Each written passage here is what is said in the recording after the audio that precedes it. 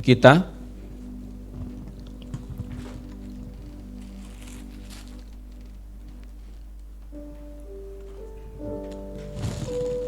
teduhkan hati kita sejenak, arahkan hati dan pikiran kita kepada Tuhan. Roh Kudus Dia hadir, ada di tempat ini, Dia ada di hatimu.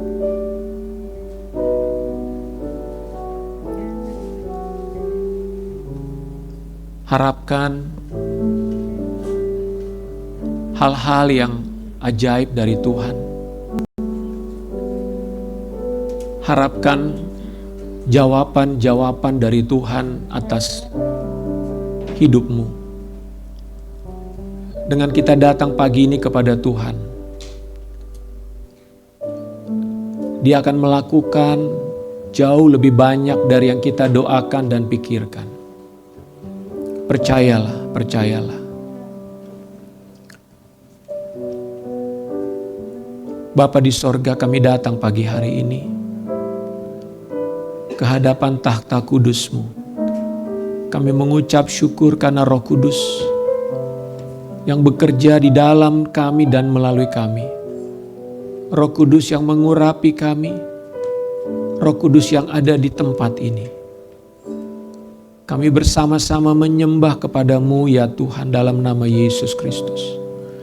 Dan tiba waktunya kami mendengarkan firman-Mu. Biarlah kiranya Roh Kudus menolong kami. Roh Kudus memberikan kami pengertian dan pengertian. Roh Kudus menyingkapkan segala rahasia Bapa yang tersembunyi. Biarlah kami menerima jawaban, menerima apapun yang Engkau sudah siapkan bagi hidup kami. Terima kasih Tuhan, terima kasih. Kami mengucap syukur. Terpujilah nama-Mu Bapa di sorga. Kami siap menerima firman-Mu. Dalam nama Tuhan Yesus Kristus kami berdoa. Sama-sama katakan, amin. Shalom, selamat pagi. Iya, puji Tuhan. Apa kabar saudara? Luar biasa. Baik, terima kasih untuk tim worship yang sudah membawa kita dalam pujian dan penyembahan pagi hari ini. Baik, Bapak Ibu, tema kita mau bicara lebih banyak lagi tentang bagaimana hidup kita bisa berbuah. Saudara, kita ini sudah ada di penghujung tahun, ya, bulan Oktober. Tapi bukan hanya di penghujung tahun. Kita juga harus menyadari bahwa kita sudah ada di penghujung zaman. Amin. Kalau saudara mengikuti berita kemarin, terjadi perdamaian, ya, atau terjadi penandatanganan perdamaian antara Israel dengan Hamas. Selama bertahun-tahun Hamas dan Israel berperang terus ya. Nah, tapi kemarin terjadi penandatanganan perdamaian tanggal 9 dan apa yang dituntut oleh orang Israel yaitu pengembalian tahanan, ya, tawanan yang ditawan oleh Hamas waktu terjadi penyerangan ke Israel pada tanggal 7 Oktober 2 tahun yang lalu. Dan dalam perjanjian tersebut Hamas maupun Israel sama-sama sepakat, ya. Dan tadi saya mendengar satu ulasan mengatakan bahwa ini sama-sama gembira, sama-sama senang. Biasanya ada yang senang, ada yang gembira, ada yang merasa dirugikan, ya. Tapi di sini dua-duanya senang, saudara. Nah, artinya ini ada sebuah peristiwa yang tidak biasa. Dengan kata lain, apakah selanjut daripada peristiwa ini? Nah, disinilah kita perlu semakin menyadari bahwa akan ada hal-hal yang Tuhan akan lakukan bagi bangsa-bangsa, khususnya Israel, yang tentunya akan berdampak kepada dunia ini. Saya tidak mengatakan Yesus akan datang besok, ya, tetapi tanda-tanda akan segera terjadi. Oleh karena itu, Bapak Ibu, waktu kita pada hari-hari ini adalah terus memikirkan bagaimana kita hidup untuk lebih berbuah lagi. Amin. Bagaimana kita hidup mengalami janji-janji Tuhan, penggenapan firman Tuhan dalam hidup saudara dan saya, dalam hidup kita sebagai jemaat Tuhan, bahkan dalam keadaan zaman bagi bangsa-bangsa ini, ya bagi dunia ini. Nah, salah satu hal yang Tuhan lakukan 2000 tahun yang lalu adalah ketika Tuhan mencurahkan Roh Kudus-Nya kepada jemaat, kepada murid-murid, kepada gereja. Saudara, menerima Roh Kudus adalah hal yang sangat amat penting. Setelah kita menerima Kristus, percaya kepada Yesus Kristus, maka hal yang membuat kita mampu menjalani kehidupan yang berkemenangan, hal yang membuat kita mampu melakukan hal-hal yang Tuhan inginkan, yaitu menerima Roh Kudus bersama dengan Roh Kudus. Nah, Roh Kudus memiliki peranan yang sangat penting bagi hidup kita, saudara. Roh Kudus itu bukan sekedar kekuatan, ya kalau kita butuh Roh Kudus. Tapi Roh Kudus itu dikatakan dia sebagai penolong dan dia menyertai kita. Katakan menyertai. Kata menyertai berarti Roh Kudus tidak pernah meninggalkan kita walaupun cuma 1 detik. Ya, kita tidak pernah terlepas dari kehadiran Roh Kudus pada dasarnya. Roh Kudus berdiam di dalam diri orang-orang yang percaya kepadanya. Nah, Bapak Ibu Saudara, ada satu kisah di dalam Alkitab bagaimana ketika Roh Kudus setelah dinyatakan kepada murid-murid, ternyata Roh Kudus bukan hanya diberikan kepada orang Israel saja atau murid-murid Yesus yang merupakan keturunan Israel atau Yahudi, tetapi Roh Kudus juga diberikan kepada orang yang percaya kepada Kristus. Coba kita baca dalam Kisah Rasul 10 ayat 44 sampai 48. Ya. Kisah Rasul 10 ayat 44 sampai 48. Saya akan bacakan ya.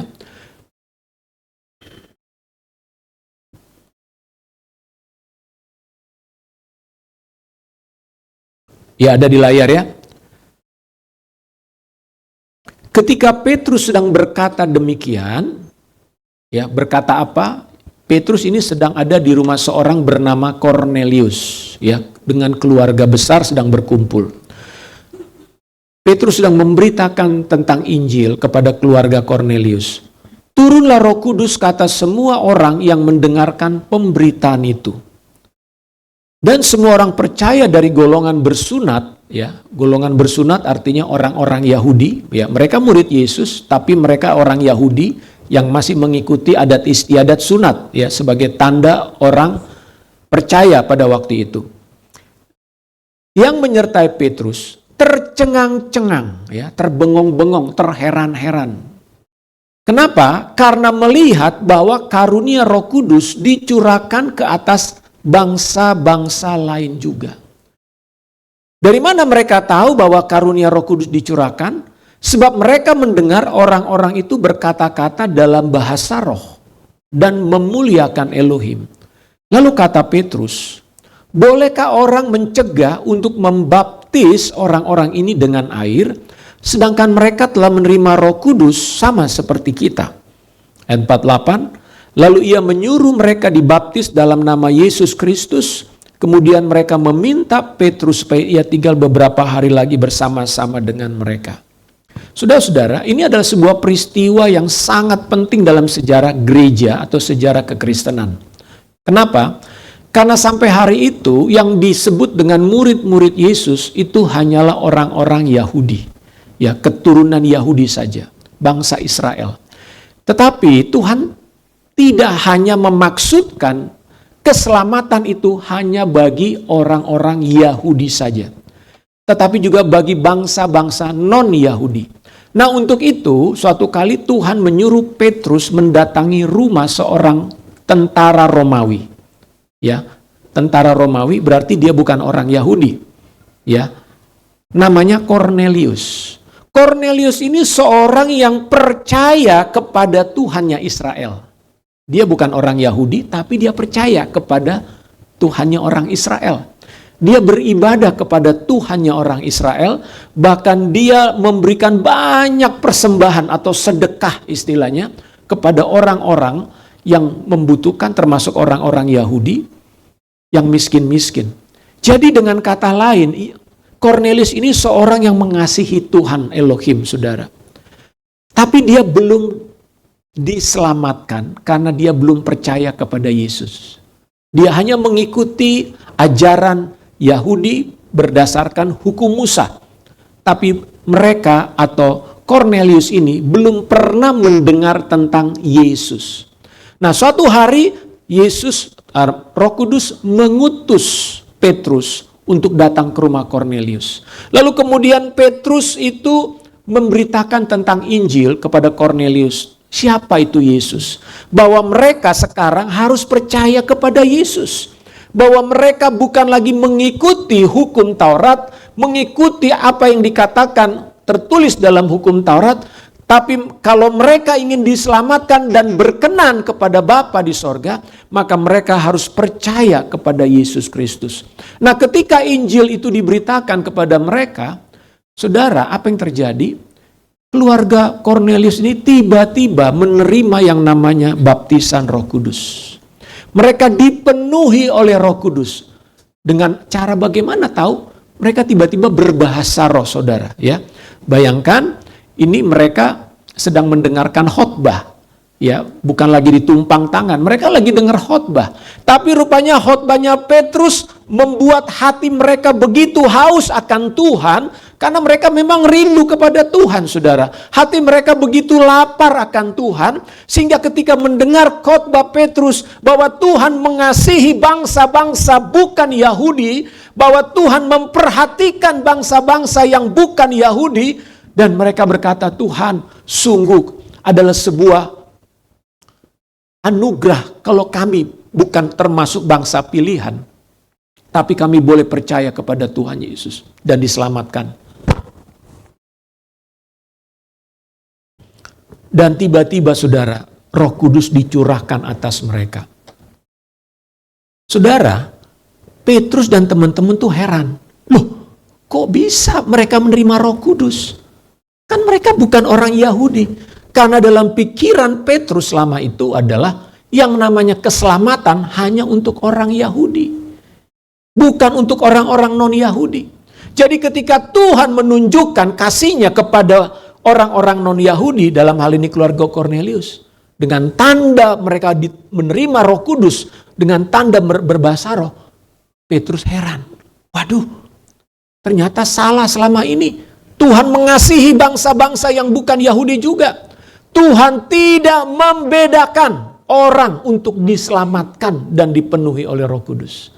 Tuhan mengasihi siapapun orang yang mau percaya kepadanya.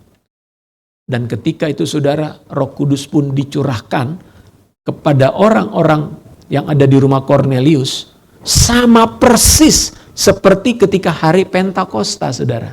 Jadi ini peristiwa ini adalah setelah lama hari Pentakosta yang kita peringati sebagai hari pencurahan Roh Kudus. Ini peristiwanya sudah lama terjadi, saudara.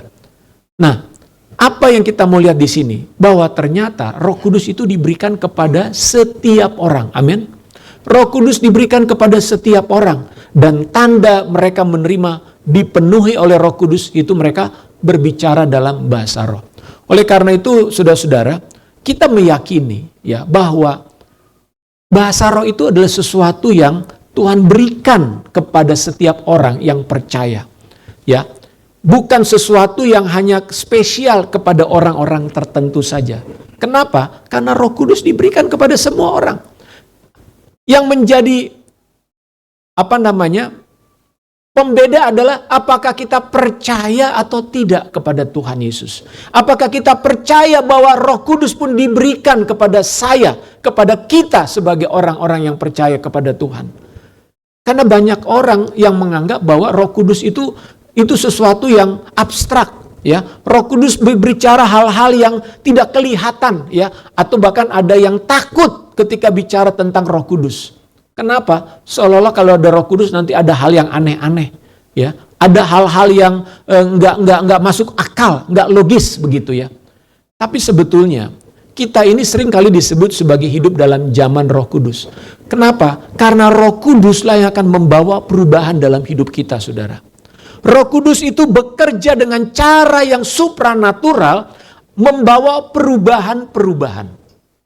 Ketika murid-murid Yesus menerima Roh Kudus, itu terjadi perubahan dalam hidup mereka. Ada sesuatu yang mereka tidak bisa lakukan sebelumnya. Ada hal-hal yang membuat mereka mengalami yang saya sebut transformasi. Nah, teman-teman, saudara-saudara sekalian, anak-anak yang hadir pada pagi hari ini. Apakah kita rindu hidup kita mengalami sebuah perubahan? Kita mungkin sudah menjadi orang Kristen sekian lama. Bahkan tidak sedikit dari antara kita jadi orang Kristen itu sejak lahir, ya. Bahkan sejak dalam perut orang tua. Kenapa? Karena waktu hamil mamanya sudah ke gereja, otomatis bayinya juga ke gereja, betul nggak? Ya, setiap bulan mamanya minum perjamuan kudus, anaknya minum perjamuan kudus nggak? Pasti minum perjamuan kudus, ya. Jadi ya boleh dikatakan, oh saya mau udah Kristen sejak dari perut, gitu ya.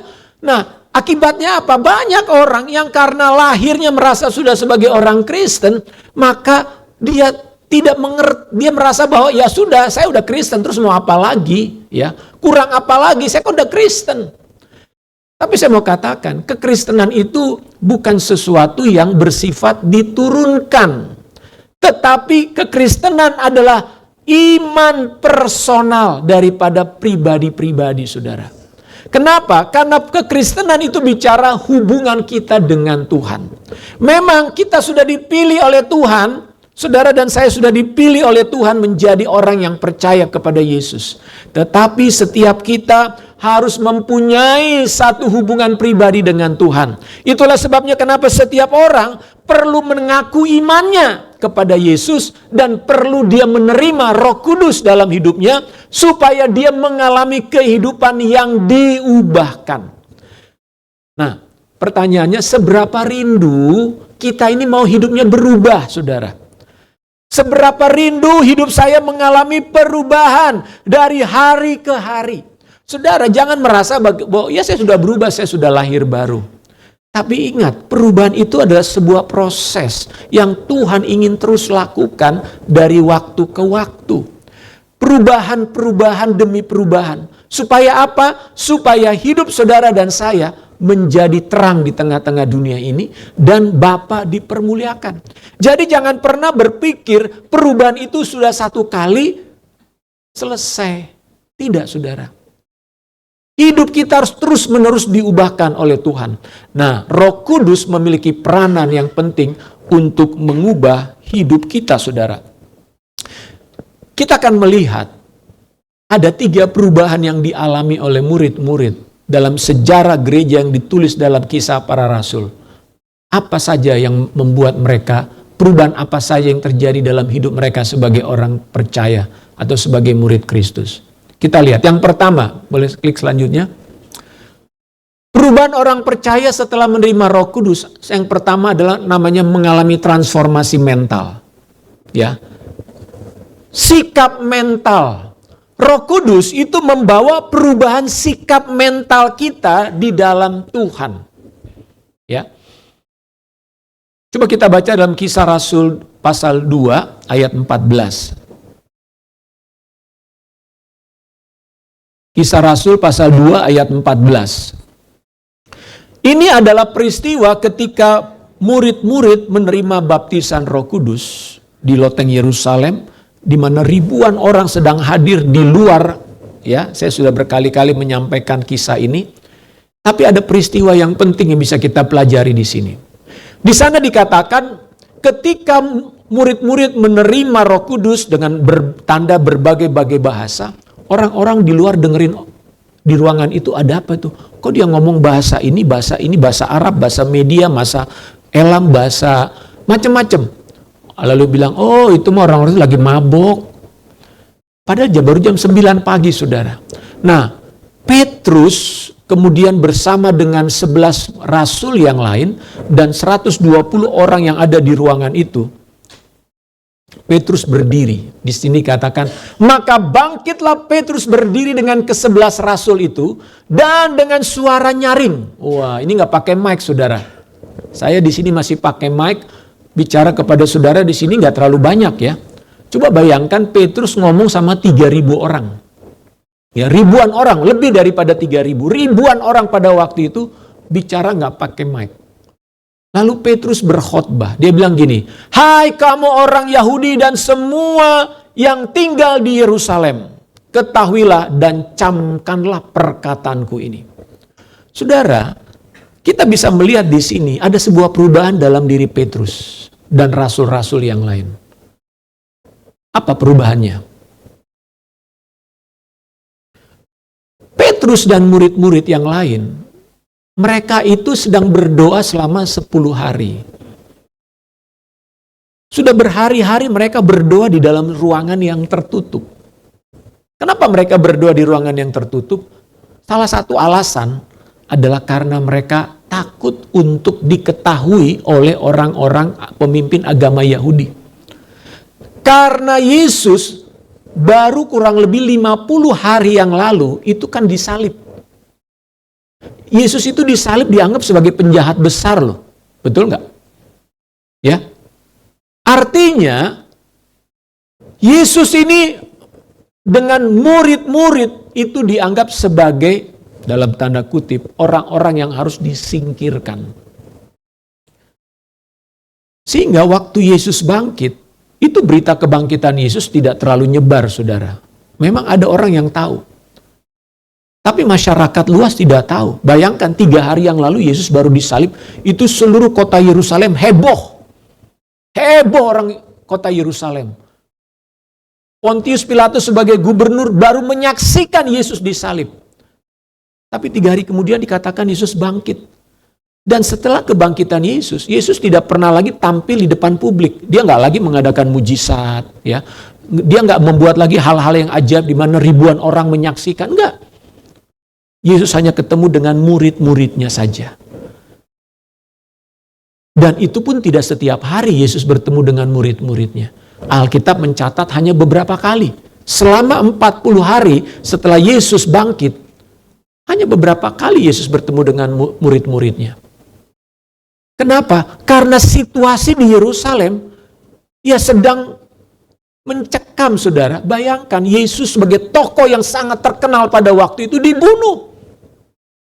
Nah, kalau Yesus bangkit lalu dikasih tahu kepada banyak, lalu Yesus kemudian berjalan-jalan lagi di Yerusalem, kira-kira apa yang terjadi? Tentara Romawi pasti nangkep lagi Yesus, betul nggak? Pasti ditangkap lagi. Wah, ini manusia satu ini harus dibunuh lagi nih. Dan bukan itu saja, murid-murid Yesus pasti akan dikejar-kejar.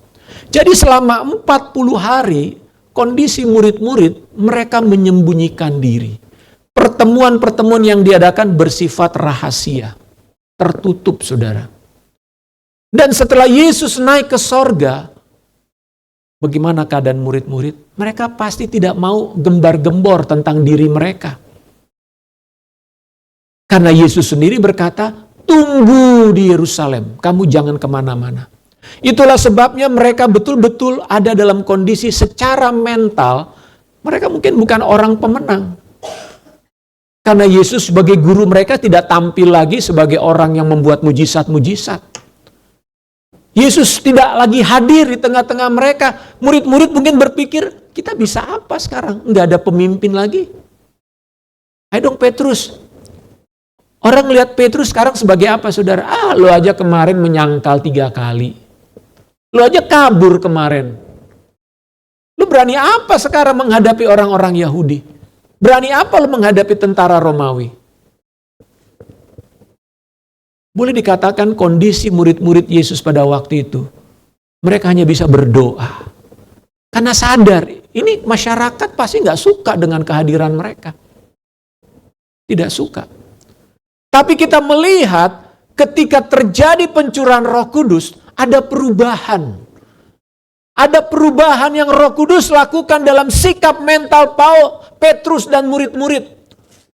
Mereka yang tadinya agak lemah, mereka mungkin agak sudah pesimis. Ya, antara pesimis dan optimis, ya so-so begitulah ya. Tiba-tiba Petrus dengan keberanian yang luar biasa berdiri di hadapan ribuan orang, saudara. Bayangkan. Siapa di sini berani berdiri di hadapan ribuan orang? Pak, jangankan di hadapan ribuan orang, Pak, disuruh presentasi di depan ruangan meeting aja, Pak, gemeteran kaki, Pak. Coba sekarang nih, anak-anak pelajar, besok kamu presentasi ya. Itu pasti udah persiapannya kayak apa, betul nggak? Suruh bicara di depan orang banyak, itu bukan hal yang mudah. Tapi Petrus terjadi perubahan mental dalam pikirannya. Dia dari seorang yang penakut, pengecut kemarin, menyangkal Yesus 3 kali. Bahkan dia sempat mau kabur, meninggalkan domba-domba, kata Yesus. Sampai Yesus bilang, gembalakanlah domba-dombaku, apakah engkau mengasihi aku? Tapi hari itu dia tampil, saudara.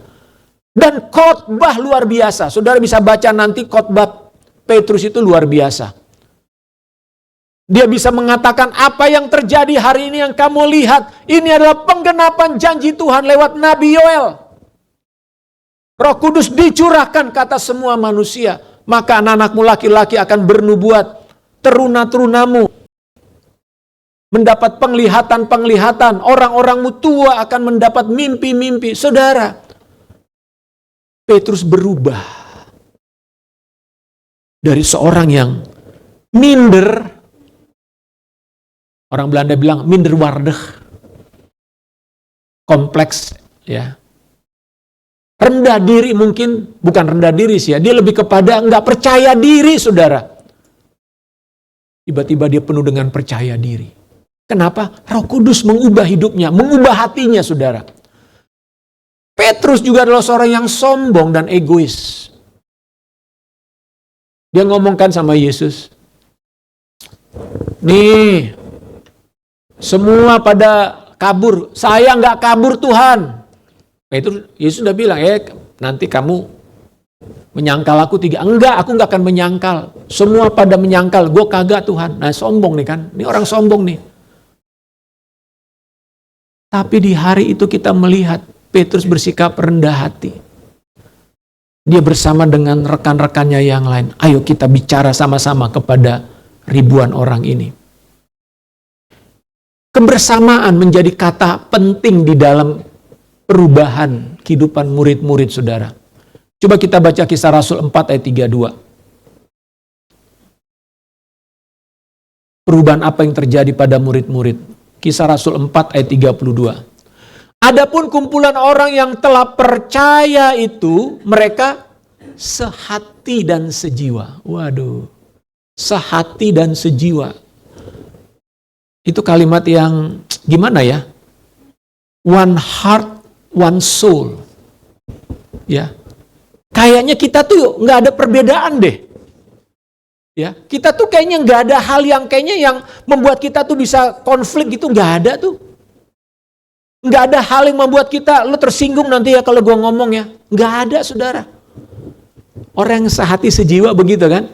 Kalau udah klik, udah sohib, ada nggak tersinggung? Udah bestie banget. Ini terjadi, saudara, pada murid-murid, pada orang-orang yang percaya kepada Yesus. Mereka menerima Roh Kudus. Dikatakan kumpulan orang yang telah percaya itu mereka sehati dan sejiwa. Seperasaan gitu ya. Dia belum ngomong, kayaknya gue udah tahu deh perasaan dia. Waduh. Ya, dia belum ngapa-ngapain, gue udah ngerti banget deh apa yang dia pikirkan, apa yang dia rasakan. Coba, siapa di sini yang punya temen tuh kayak begitu tuh? Ya. Punya sahabat yang seperti itu. Yang kalau kita belum ngomong aja, gue tahu lo lagi ini kan. Iya, lo kok bisa tahu? Ya gue ngerasain. Wah, enak banget ya.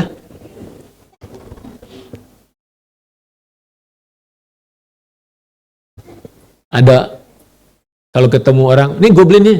Kok lo tahu sih? Ya gue tahu lo kan suka ini kan. Itu artinya orang yang sudah memahami betul tentang orang lain. Saudara, ini gereja loh, ini kumpulan orang percaya loh. Ya.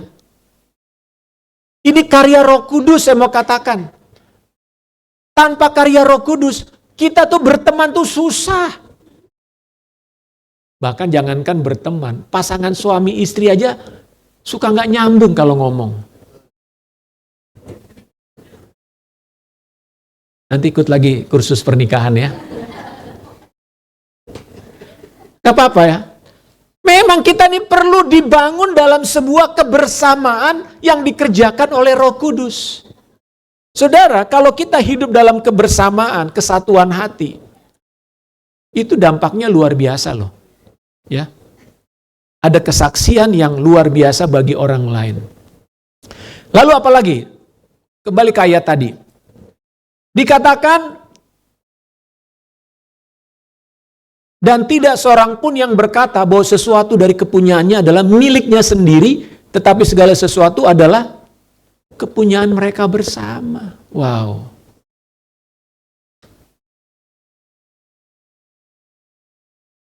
Ini menurut saya level hubungan itu udah sangat-sangat tinggi ya. Ini nggak ada hubungan saudara atau hubungan semarga loh saudara. Kadang kita kan kalau deket sama orang karena, oh ini karena semarga, ini teman sekampung saya nih gitu ya. Ini orang-orang yang datang dari berbagai latar belakang, tapi bisa memiliki satu perasaan sehati dan punya keinginan untuk saling berbagi, saling mau memberi. Udah ambil aja. Ya, lu butuh apa? Ini gue kasih deh, gue kasih. Kamu butuh apa? Ini saya bantu, saya tolong. Saudara, seperti itulah kondisi jemaat yang mengalami kepenuhan Roh Kudus. Hati mereka diubahkan oleh Tuhan. Mental mereka diubahkan oleh Tuhan. Mindset mereka diubahkan oleh Tuhan. Sampai dikatakan, ini punya gue, lo jangan coba-coba ngambil ya. Lo jangan sentuh tuh ya. Lo jangan sentuh lo. Ini nih barang gue yang paling mahal nih. Hati-hati lo, jangan sentuh. Waduh. Kalau begitu artinya ada tembok. Ya, ada sekat-sekat. Apalagi kalau hanya untuk benda-benda tertentu, orang bisa ributnya kayak apa gitu ya. Nah, kita lihat di sini, kuasa Tuhan bekerja dengan luar biasa. Lalu, apalagi yang terjadi? Rasa takut dan minder itu berubah menjadi berani dan percaya diri. Di dalam Kisah Rasul 4 ayat 13, ya coba kita lihat. Ya, Kisah Rasul 4 ayat 13. Apa yang di sana dikatakan? Nah, ini Petrus ditangkap saudara karena menyembuhkan orang yang lumpuh dan Yohanes ya bersama dengan Yohanes. Lalu mereka bersaksi tentang mujizat itu terjadi karena nama Yesus. Jadi memberitakan Injil, bahkan melakukan mujizat, itu juga ada resiko, saudara. Petrus dan Yohanes ditangkap, tapi waktu ditangkap, Petrus dan Yohanes menjelaskan dengan penuh keberanian di hadapan sidang. Ini sidang, saudara ya. Sidang agama Yahudi.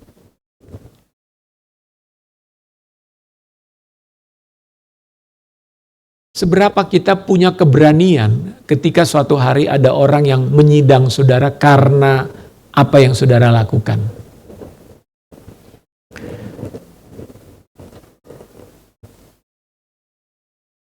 Banyak orang Indonesia kalau ditangkap polisi pasti menghindari sidang, betul nggak? Siapa di sini yang pernah ditangkap polisi lalu disidang? Ada? Pernah nggak? Hah? Hanya satu ya. Yang lain? Nggak pernah ditangkap atau kabur?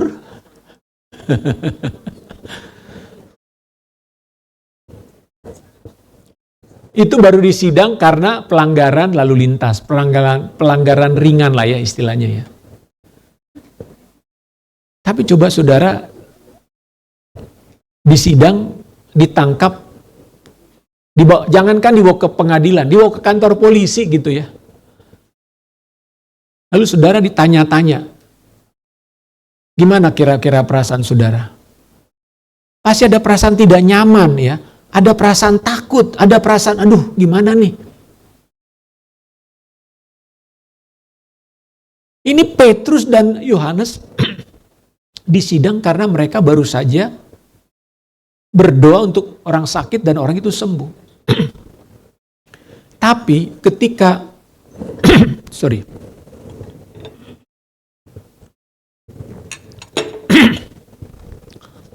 Petrus menjawab semua pertanyaan-pertanyaan dari para ahli Taurat, maka di situ dikatakan mereka melihat keberanian Petrus dan mereka heran. Mereka heran, ini Petrus ini siapa nih, kok jawabannya keren banget jawabannya. Kok cara menjawabnya itu bukan jawaban orang biasa ini. Petrus menjawab dengan sistematis, menjawab dengan penuh keberanian, saudara, dengan penuh percaya diri. Dan dikatakan di situ mereka mengenal keduanya sebagai pengikut Yesus. Nah, ini dia nih. Mereka mengenal keduanya sebagai pengikut Yesus. Dan orang biasa yang tidak terpelajar. Kalau profesor, doktor menjawab di sebuah sidang, wah percaya diri dia. Tapi bayangkan ada orang yang tamat sekolah cuman SMP, berhadapan dengan hakim. Dengan jubah-jubahnya yang sangat, menakutkan begitu ya. Nah, apa yang membuat bisa perubahan itu terjadi? Roh Kudus, saudara. Roh Kudus itu bekerja melampaui apa yang bisa kita pikirkan. Oke, yang kedua, perubahan apa yang terjadi dalam diri murid-murid? Yang kedua saya sebut transformasi kuasa. Murid-murid berubah dari manusia biasa menjadi manusia adikodrati. Tahu adikodrati? Supranatural. Ya, kita sering kan berkata, aku mau orang biasa, saya mau orang biasa. Kalau saudara mengatakan saudara orang biasa, itu karena saudara tidak tahu siapa diri saudara yang sebenarnya. Kadang-kadang kita minder. Saya mau bukan siapa-siapa, saya mau orang biasa. Kamu di gereja pelayanan apa? Enggak, Mas, saya mah jemaat biasa. Saya mah cuma dengar khotbah aja. Kalau di kantor kamu apa? Ya, saya mah cuma pegawai biasa. Saya mah nggak punya jabatan apa-apa. Saya mah hanya pegawai biasa. Saudara, mungkin kita dalam arti kita nggak punya jabatan. Kita nggak punya posisi. Orang tidak memandang saudara dari sudut posisi saudara. Saudara nggak punya istilahnya cantelan. Ya. Kadang orang kan cari cantelan, orang pimpinan misalnya gitu ya, ada manajer, ada direktur atau ya cantelannya siapa? Oh, dia mah cantelannya itu tuh gubernur, makanya dia bisa kerja di situ. Saudara mungkin bukan orang yang punya cantelan apapun, tapi tahukah saudara bahwa Roh Kudus mampu mengubah saudara dari orang biasa, orang yang tidak dianggap, orang yang dianggap tidak punya apa-apa, tapi saudara menjadi orang yang supranatural. Saudara menjadi orang-orang yang membawa otoritas Kristus dalam hidupmu. Itu yang terjadi pada Petrus dan teman-teman. Karena memang firman Tuhan mengatakan Kisah Rasul 1:8, kamu akan menerima kuasa kalau Roh Kudus turun ke atas kamu dan kamu akan menjadi saksiku di Yerusalem, Yudea, Samaria sampai ke ujung bumi. Saudara, kemanapun murid-murid pergi, Roh Kudus menyertai mereka. Kemanapun. Saya mau katakan setiap kita yang sudah menerima Roh Kudus menyertai. Tuhan menyertai hidupmu kemanapun engkau pergi. Saudara sadar atau tidak sadar, Roh Kudus itu diam di dalam diri saudara. Kesadaranmu tentang Roh Kuduslah yang membuat engkau akan hidup di dalam sebuah pengertian, oh saya ini bukan orang biasa. Saya ini bukan orang biasa. Kemanapun saya pergi, ada Tuhan di dalamku. Mau kemanapun saya pergi, mau pagi, mau siang, mau malam, ada Tuhan di dalamku. Ada roh Tuhan di dalam saya. Dan dengan roh Tuhan di dalam saya itu, maka bisa melakukan hal-hal yang supranatural, saudara. Bahkan dikatakan Petrus menyembuhkan orang sakit melalui bayangan. Wah, lebih dahsyat dari Yesus ya. Yesus masih tumpang tangan. Ini pakai bayangan. Dalam Kisah Rasul ditulis. Petrus jalan, bayangannya orang-orang sakit di situ, dijejerin tuh orang sakit. Petrus jalan, bayangannya menyembuhkan. Bahkan Paulus dikatakan menyembuhkan orang sakit apa dengan sapu tangan. Nih, sapu tangan nih. Tempelkan pada yang sakit. Sembuh, saudara. Saya mau katakan, kita yang hidup pada akhir zaman ini, Tuhan sanggup melakukan hal-hal yang ajaib. Bahkan ini menggenapi apa yang Yesus katakan, Yohanes 14 ayat 12. Apa di sana dikatakan? Barang siapa percaya kepadaku, mereka akan melakukan hal-hal yang sama seperti aku lakukan, bahkan lebih besar. Saya membaca sebuah kesaksian. Pendeta Yonggi Cho menulis sebuah buku. Pendeta Yonggi Cho menulis buku tentang dimensi keempat. Ya, lain waktu saya akan membahas ini. Dalam buku dimensi keempat dia tuliskan, itu jangan diklik dulu. Sabar ya, kalau petugasnya harus sabar nih. Iya, tenang ini. Ya, saya akan selesaikan. Yonggi Cho bercerita, suatu hari dia diundang oleh profesor teologi dari seminari namanya Fuller di Amerika. Setelah dia berkhotbah, profesor ini namanya, aku jadi lupa ya. Dia terkenal sebetulnya, ya, Wagner. Katakan, nanti Bapak tolong ke kantor saya ya. Oh, kenapa Pak? Saya ini diberi karunia Tuhan untuk menumbuhkan kaki. Hah, ini Pendeta Yonggi Cho, maksudnya gimana? Saya berkat membaca buku pengajaran Bapak, saya ini sekarang berdoa untuk orang-orang yang kakinya putus. Oke, baik, nanti kalau gitu saya datang ke kantor Bapak. Jadi akhirnya, Peter Wagner namanya, hamba Tuhan ini, dia profesor teologi yang terkenal. Dia mengundang Cho Yonggi setelah khotbah datang ke kantornya, saudara. Nah, di kantornya itu dikatakan ada seorang laki-laki. Dia ini bekas tentara yang kakinya putus karena perang. Putus kakinya karena perang. Jadi si Peter Wagner ini bilang, saya mau berdoa untuk kaki orang ini.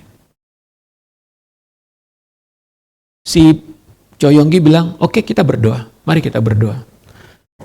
Lalu si Pak Peter Wagner ini mendoakan kakinya, dalam nama Yesus, tumbuh kaki, tumbuh kaki. Wah, dia berdoa sungguh-sungguh, itu sampai keringetan ya, sampai keringetan. Tapi nggak terjadi apa-apa, saudara. Ada beberapa 10 menit berdoa seperti itu, lalu Pak Cho Yonggi bilang, biasa kan, kalau kita berdoa nggak terjadi sesuatu, rasanya gimana ya? Kayaknya nih, gagal nih doanya nih, gagal nih doanya. Ya udah Pak Cho Yonggi menenangkan Pak Peter. Oke lah kita berdoa, mungkin nanti lain kali Tuhan akan bekerja. Tuhan akan bekerja. Tapi Pak Peter Wagner ini tidak, kita akan masih berdoa lagi. Kita berdoa lagi. Dia berdoa terus, saudara ya. Dia berdoa dalam nama Yesus. Saya perintahkan kaki tumbuh. Saya perintahkan kaki tumbuh dalam nama Yesus. terus berdoa seperti itu, saudara. Sampai tiba-tiba itu kaki muncul, saudara. Muncul. Dan tentara itu bisa jalan. Tanpa ada jalannya nggak kagok begitu. Dia seperti pakai kaki biasa aja. Dan Pak Choeng bilang, wah, saya belum pernah melihat mujizat yang seperti ini. Lalu dia bilang dalam bukunya, Tuhan itu nggak jauh. Kita selalu berpikir Tuhan itu jauh berkilo-kilo, berjuta-juta kilometer di sorga. Tuhan itu dekat. Tuhan itu ada di dalam hidup kita. Lalu Pak Peter Wagner bilang begini, Pak, sebelum saya berdoa untuk orang ini, saya itu sudah mengimajinasikan berjam-jam, saya melihat kaki orang ini tumbuh. Sehingga iman saya pun muncul. Itu pernah saya katakan, bahwa seringkali sebelum kita mau melihat mujizat Tuhan, kita sendiri harus melihat dulu di dalam pikiran kita, di dalam imajinasi kita, di dalam hati kita, di dalam roh kita, bahwa apa yang kita inginkan, apa yang kita doakan, itu benar-benar terjadi, saudara. Ingat minggu lalu saya cerita bagaimana ada seorang hamba Tuhan berdoa untuk orang yang buta matanya. Dia berdoa supaya matanya melihat. Ketika hamba Tuhan ini berkata, buka matamu. Perempuan ini bilang, saya belum lihat apa-apa. Buka matamu. Belum lihat apa-apa. Oke, berdoa lagi. Sampai 3 kali berdoa, perempuan ini bilang, saya nggak melihat apa-apa. Bukan buka mata ini yang dimaksud. Tapi kamu harus bisa membuka matamu, melihat, kamu seolah sudah melihat, walaupun kamu masih buta. Kamu harus bisa melihat, kamu sudah bisa melihat. Ya, melihat, sudah bisa melihat. Ngerti maksudnya? Saya masih buta, tapi dalam kebutaan saya bisa melihat, saya sudah melihat. Itu namanya iman. Jadi iman itu adalah bisa melihat walaupun itu belum kelihatan. Itu namanya iman, saudara. Kalau saya sudah melihat apa yang kelihatan, itu bukan iman. Justru ketika engkau belum melihat, tapi engkau bisa melihat di dalam batinmu. Oh iya, aku sudah melihat. Ketika si orang perempuan ini melihat, ya aku sudah melihat, aku melihat katanya. Sekarang buka matamu. Baru dibuka matanya, dia bisa melihat. Jadi Bapak Ibu Saudara, murid-murid melakukan mujizat-mujizat karena pekerjaan Roh Kudus. Dan sekarang Roh Kudus juga bekerja di dalam diri kita semua. Amin. Baik. Yang terakhir ya. Transformasi kuasa, yang ketiga transformasi nilai-nilai hidup. Saudara, orang yang menerima Roh Kudus, hidupnya berubah. Mentalnya berubah, kuasanya berubah dari orang yang biasa menjadi orang yang supranatural. Tapi yang ketiga, orang yang menerima Roh Kudus, dia juga memiliki kebiasaan dan gaya hidup yang berubah, saudara. Jadi, Roh Kudus itu bukan hanya merubah di dalam dulu, tapi Roh Kudus juga akan membawa perubahan di luar. Orang ngelihat hidup kita berubah. Apa yang terjadi kepada murid-murid? Ada nilai-nilai rohani yang nyata dan progresif. Kita baca Kisah Rasul 2 ayat 42 dan 43. Mereka bertekun dalam pengajaran rasul-rasul dan dalam persekutuan, dan mereka selalu berkumpul untuk memecahkan roti dan berdoa. Saudara, apa yang terjadi pada orang yang menerima Roh Kudus? Punya kerinduan yang besar hal-hal yang rohani. Senang berdoa, senang bersekutu, senang membaca Alkitab. Itu bukan sesuatu yang diprogram. Ayo sekarang kita program bikin baca Alkitab 1 tahun. Ya kita baca. Programnya selesai, masih dilanjutkan nggak? Berhenti. Kenapa? Karena program gereja udah selesai. Tapi kalau perubahan dari dalam nilai-nilai gaya hidup, oh baca Alkitab itu kebutuhan buat saya. Berdoa itu adalah kebutuhan. Kita selalu diajarkan, doa itu nafas. Saya berdoa bukan karena saya punya pergumulan. Saya berdoa karena saya butuh Tuhan. Saya perlu Tuhan. Saya bergantung sama Tuhan. Makanya saya berdoa. Kehidupan rohani menjadi hal yang penting. Ada nilai-nilai yang berubah dalam hidup orang Kristen ketika mereka menerima Roh Kudus. Seleranya berubah, saudara. Saya seringkali mengatakan begini. Ulat itu seleranya apa, saudara? Makan daun, betul nggak? Tapi ketika ulat berubah menjadi kepompong, kepompong menjadi kupu-kupu, dia mengalami perubahan selera nggak? Kupu-kupu apa makanannya? Putik sari, madu. Ulat merusak, betul nggak? Tapi kupu-kupu, dia yang membuat penyerbukan. Hidupnya berubah, itu namanya metamorfosa. Metamorfosa akar kata yang sama dengan metanoia. Perubahan dalam pikiran. Perubahan dalam sikap dan perilaku. Saya berdoa supaya jemaat Tuhan di sini memiliki kehidupan rohani yang makin hari itu makin cinta Tuhan. Senang berdoa, senang baca Alkitab, senang bersekutu, senang bersaksi, senang untuk menceritakan tentang imannya kepada orang lain. Rindu melihat orang-orang diselamatkan. Bukan karena program, kita buat PIU. Karena program, pertemuan pertama 30 orang, 40 orang. Pertemuan kedua, makin turun. Ketiga makin turun. Keempat makin turun. Kenapa? Karena program. Karena disuruh. Karena diajak. Bukan karena perubahan hati. Roh Kudus mengubah hati kita, saudara.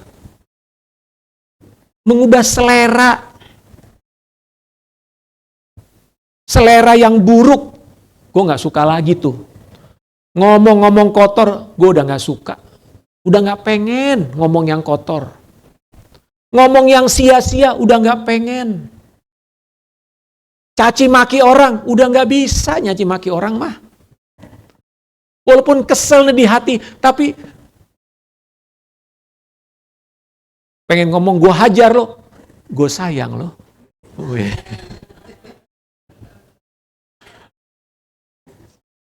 Kenapa? Perubahan dari dalam. Itu yang terjadi. Lalu apa? Kasih dalam tindakan. Kisah Rasul 2 ayat 42 sampai 43. Coba kita lihat nih. Ya, sedikit lagi ya. Setelah ini selesai. Kisah Rasul 2 ayat 42 43.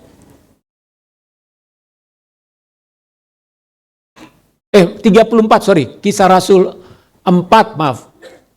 Kisah Rasul 4 ayat 34 sampai 35.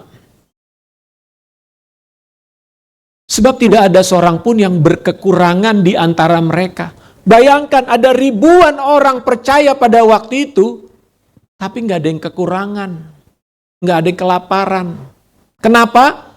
Karena semua orang mempunyai tanah. Semua orang yang mempunyai tanah atau rumah, apa di situ? Menjual kepunyaannya itu, dan hasil penjualannya tuh diapakan? Masukin deposito. Ada nggak di situ? Beli mobil baru. Jalan-jalan ke luar negeri. Ada? Nggak ada, saudara. Mereka punya rumah, punya tanah, dijual, diapakan? Bukan dibagi, dikasih. Ini bukan kasih perpuluhan, saudara. Ini bukan perpuluhan. Kasih semuanya. Kalau perpuluhan aja masih belum mau ngasih, saya ragu tuh Roh Kudus ada dalam diri kita. Kalau kasih perpuluhan aja saudara masih mikir, saya ragu tuh Roh Kudus bener nggak?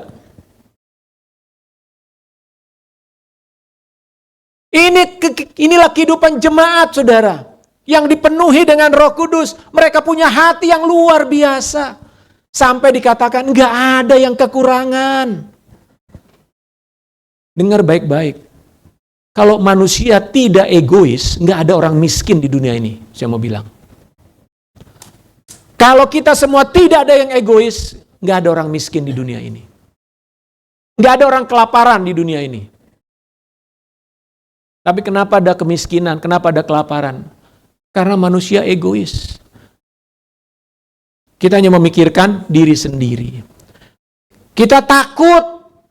Nanti kalau kekurangan gimana Pak? Gimana kalau nanti akan ada bencana? Gimana nanti kalau ada PHK? Kita mikirnya begitu kan sekarang. Jadi saya harus punya tabungan nih. Sebanyak-banyaknya. Sampai 7 turunan gak habis, masih kurang. Ditumpuk lagi. Sementara ada banyak orang yang hidup dalam kekurangan kemiskinan. Yang untuk makan saja mereka gak mudah. Kasih dalam tindakan. Roh Kudus membuat hati orang Kristen itu hatinya penuh dengan kasih dalam tindakan saudara. Mari kita renungkan firman Tuhan pagi ini.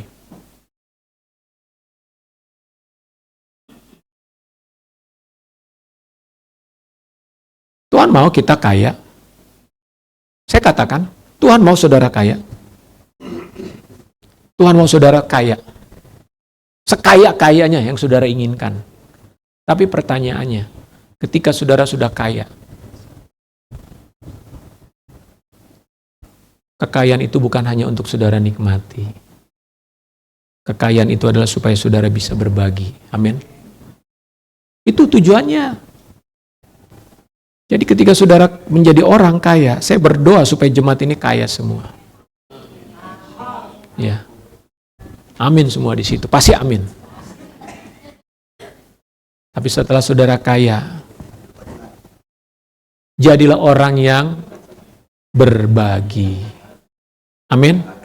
Berbagi. Dengan tidak takut-takut. Dengan tidak takut-takut saudara. Dan yang terakhir, perubahan transformasi kebiasaan dan gaya hidup itu menjadikan jemaat itu trendsetter, saudara. Kenapa saya katakan trendsetter? Karena jemaat itu dikagumi, diidolakan. Wih, gile bener tuh jemaat Light City tuh ya. Hidupnya keren banget ya. Pokoknya jadi anggota jemaat Light City, nggak ada yang miskin lah. Hidupnya melimpah. Di sana jemaat itu saling mengasihi. Lalu dikatakan apa? Kisah Rasul 2, 46-47. Coba kita baca ayat terakhir sebelum kita doa. Kisah Rasul 2. Dengan bertekun dan dengan sehati mereka berkumpul tiap-tiap hari dalam bait Elohim. Mereka memecahkan roti di rumah masing-masing secara bergilir dan bersama-sama. Dan makan bersama-sama dengan gembira dan dengan tulus hati, terus sambil memuji Elohim. Dan mereka disukai, semua orang. Dan tiap-tiap hari Tuhan menambah jumlah mereka dengan orang yang diselamatkan. Wow, saudara, saya rindu, ini tempat ini penuh, saudara. Saudara rindu nggak? Kursi kita ada 300, saudara. Itu masih numpuk tuh situ. Mari kita punya satu visi bersama. Tuhan, tempat ini harus penuh dengan jiwa-jiwa. Ada banyak orang di luar sana yang sedang melihat kita. Ya, melihat keadaan gereja itu kayak apa sih? Apakah kehidupan jemaat itu menarik nggak buat saya? Apakah menjadi orang Kristen, menjadi anggota gereja itu menarik nggak sih? Enak gak sih jadi orang Kristen? Menjadi pengikut Yesus itu enak gak? Atau ya sama biasa-biasa aja? Saudara, Alkitab di sini mengatakan ketika mereka dipenuhi dengan Roh Kudus, hidup mereka berubah, gaya hidup mereka berubah, nilai-nilai mereka berubah. Dikatakan mereka disukai semua orang. Dan Tuhan menambah jumlah. Mari kita berdoa untuk perubahan yang nyata dalam hidup kita. Kita rindukan Tuhan, ubah kami. Ubah kami, ubah saya Tuhan. Biarlah saya memiliki nilai-nilai yang semakin mengasihi Tuhan. Hidup di dalam firman-Mu. Mengasihi jiwa-jiwa. Tuhan, ubah mental saya. Mindset saya ini harus dirubah Tuhan. Dari mental penakut, mental peminta-minta, mental orang miskin yang selalu merasa ingin dikasihani. Saya harus menjadi seorang pemenang. Tuhan mau saya diberkati karena saya adalah anak Tuhan. Saya adalah pewaris kerajaan-Mu Tuhan. Saya hidup dalam kelimpahan. Mental kita harus berubah saudara. Kemanapun kita pergi kita rindu untuk menyatakan kuasa Tuhan. Orang sakit disembuhkan. Ayo. Dalam diri saudara ada kuasa yang tak terbatas. Amin. Mari kita berdoa. Kita tundukkan kepala. Ada satu slide terakhir sebelum kita berdoa. Ini saya mau ajak kita bangkit berdiri. Ini menjadi satu deklarasi kita. Kita baca bersama-sama, ya. Ikuti saya. Katakan, saya percaya. Roh Kudus teramat penting dalam hidupku. Semua ngomong dulu. Roh Kudus teramat penting dalam hidupku. Roh Kudus mengubahku menjadi manusia baru. Roh Kudus menolongku menjadi manusia pemenang. Roh Kudus menjadikanku manusia pembawa perubahan.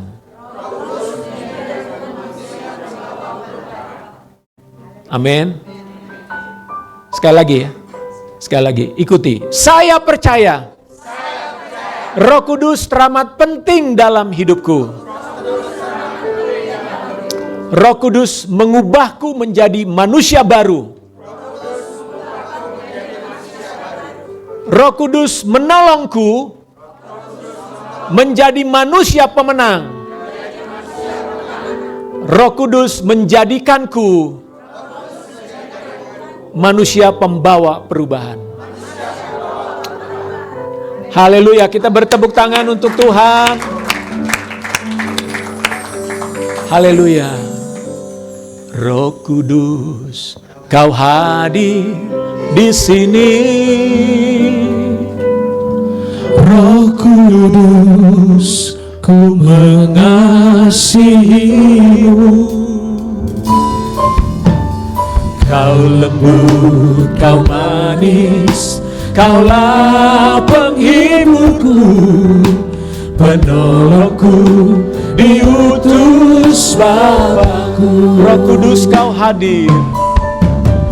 Roh Kudus kau hadir di sini. Ya. Roh Kudus, ku mengasihimu. Kau lembut, kau manis, kaulah penghiburku, penolongku, diutus Bapakku. Ku buka hati untuk Roh-Mu Tuhan. Ku buka hati menyembah-Mu Yesus. Jamalah kami, penuhi kami dengan kuasa Tuhan Maha Tinggi. Saudara, mari kita rindukan mengalami kepenuhan Roh Kudus, mengalami baptisan Roh Kudus, di mana Roh Kudus akan mengubah hidupmu secara total.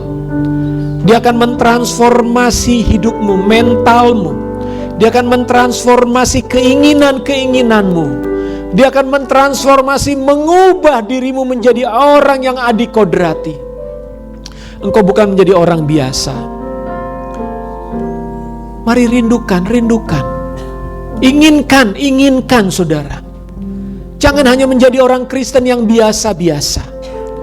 Jangan hanya menjadi orang Kristen yang umum. Tapi jadilah orang-orang Kristen, pengikut-pengikut Yesus. Ia akan membawa perubahan bagi dunia ini. Kuasa Roh Kudus mengubah hidup saudara. Mungkin selama ini engkau adalah seorang yang pesimis. Hidupmu selama ini penuh dengan keraguan. Mungkin selama ini engkau hidup dalam ketakutan. Banyak ketakutan dan kekhawatiran dalam hidupmu. Engkau khawatir tentang masa depanmu, khawatir tentang masa depan anak-anakmu, masa depan keluargamu, masa depan pekerjaanmu. Mungkin kau takut melihat keadaan dunia yang makin banyak persoalan ini. Tapi lihatlah, Roh Kudus dia bersama dengan engkau. Ketika Roh Kudus bersama dengan saudara, tidak ada hal yang perlu kita takutkan. Kuasa yang besar dan dahsyat itu sanggup mengubah keadaan apapun. Keadaan yang sulit, keadaan yang tidak ada harapan, keadaan yang menakutkan. Tapi bersama Roh Kudus, engkau sanggup membawa perubahan itu, saudara. Mari harapkan, rindukan. Katakan, Roh Kudus penuhi aku. Aku mau berjalan bersamamu, Roh Kudus. Aku tidak berjalan sendirian. Aku tidak berjalan di dalam lembah sunyi lagi. Tapi aku berjalan bersamamu. Roh Kudus, kau hadir di sini. Amin. Roh Kudus, ku mengasihimu. Yang rindu dipenuhi Roh Kudus. Saudara yang rindu dipenuhi dengan Roh Kudus, saudara boleh maju ke depan. Kami akan berdoa bagi saudara. Diutus Bapakku. Saudara yang rindu untuk menerima kepenuhan Roh Kudus, saudara boleh maju ke depan. Atau saudara mau didoakan. Roh Kudus mengubah perspektif saudara. Roh Kudus mengubah cara berpikir saudara. Ketika Roh Kudus tinggal di dalam engkau, engkau akan menjadi manusia yang berbeda. Diutus Bapakku. Ya, buka hatimu. Ku buka hati untuk Roh-Mu Tuhan. Ya, buka hatimu. Ku buka hati menyembah-Mu Yesus. Oh Roh Kudus, kami perlu Engkau. Roh Kudus, kami perlu Engkau. Penuhi kami dengan kuasa Tuhan Maha. Ku buka hati, ku buka hati untuk Roh-Mu Tuhan. Ku buka hati menyembah-Mu Yesus. Jamalah ya, amin. Penuhi kami dengan kuasa Tuhan Maha. Katakan sekali lagi, ku buka hati. Ya, ku buka hati. Urabata shikara la bayara la bayara la bayara la bayara. Ku buka shikere dayara la bayara na sore dayara la bayara la bayara la. Kiara la basandere dayara la bayara la bayara la bayara. Sindayara takuri dayara la bayara da shikara. Kuasa Tuhan Maha Tinggi. Oh, mari kita sembah Dia. Roh Kudus, mari mulai saudara berbahasa roh. Saudara yang rindu untuk menerima baptisan Roh Kudus, buka hatimu. Roh Kudus ada di sini. Roh Kudus ada di sini. Penuhi kami ya Roh Kudus. Penuhi umatmu. Penuhi umatmu dengan Roh Kudusmu ya Bapa. Kurama shekere dayara lamayana so. Iara lamayana ser. Iara lamayana so. Haleluya.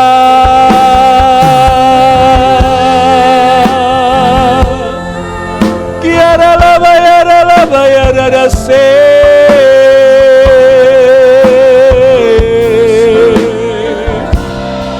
Haleluya, ralamayana so. Kiara lama sander, ya ralamayana se. Haleluya, ranama shekere daya ralamayana se. Kiara lamayana sander, ralabaya labashere. Oranama shekere daya ralabaya rashe. Orana sere daya ralabayana sere daya ralai. Orana shekere daya ralamayana so. Oriarana sere daya ralamayana. Penuh Roh Kudus, penuh Roh Kudus. Terima Roh Kudus saat ini. Engkau yang rindu, penuh Roh Kudus, penuh Roh Kudus. Roh Kudus memenuhi engkau dalam nama Yesus. Dalam nama Yesus. Iya, buka hatimu, buka hatimu. Rindukan Tuhan. Orana shere daya ralabaya, rana shere daya ralabaya. Ora shekere daya ralabaya, rasere daya ralabalabaya ralai. Orana shere daya ralabaya naso.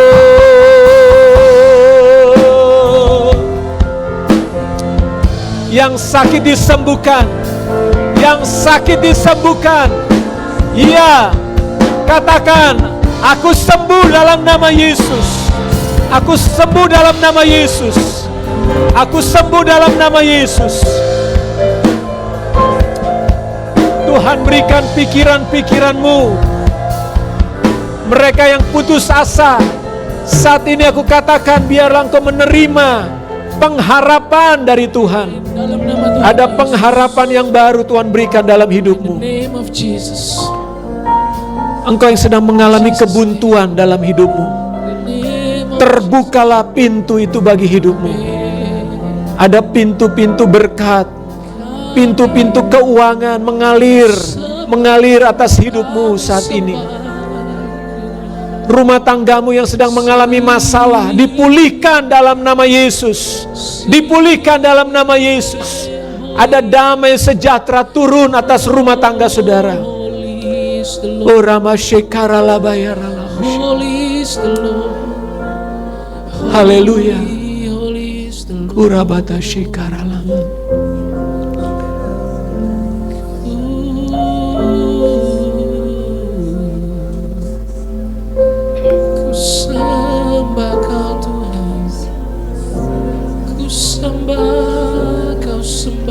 Ku sembah kau Tuhan. Holy Spirit, Holy Spirit, Holy Spirit, Holy Spirit.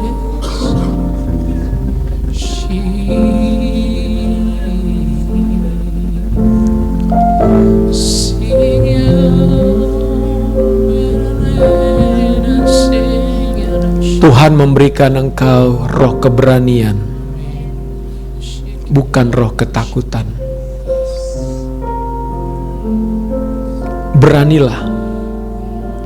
Beranilah engkau untuk melangkah. Visi yang Tuhan sudah berikan dalam dirimu, kerinduan yang sudah Tuhan taruh di hatimu, bertindaklah.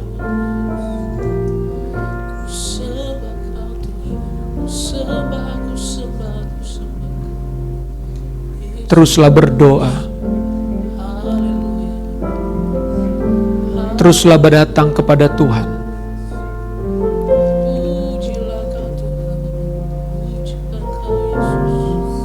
Dia yang sudah menyediakannya bagimu, tidak akan menunda-nundanya.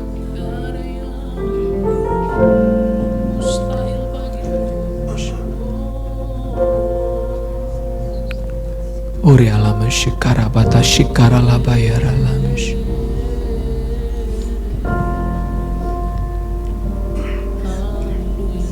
Kira marama shikara labayara lamish. Terima kasih Tuhan. Terima kasih. Silakan duduk Bapak Ibu.